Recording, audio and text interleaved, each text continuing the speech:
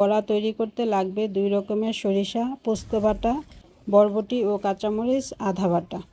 এখন একটি বাটিতে চিংড়ি মাছের সাথে নিয়ে নিব পেঁয়াজ, বেটে রাখা মশলা, হলুদ, মরিচ, ধনিয়ার গুঁড়া, পরিমাণ মতো লবণ, ধনিয়া পাতা ও একটু সরিষার তেল দিয়ে ভালো করে মেখে নিব।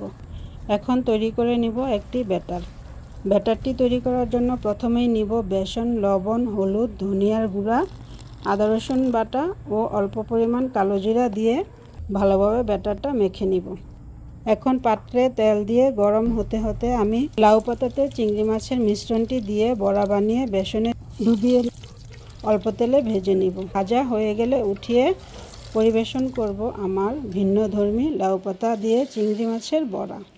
ভিডিওটি ভালো লাগলে লাইক, কমেন্ট ও শেয়ার করে গ্রামীণ হেসেলের পাশে থাকবেন। আল্লাহ হাফেজ।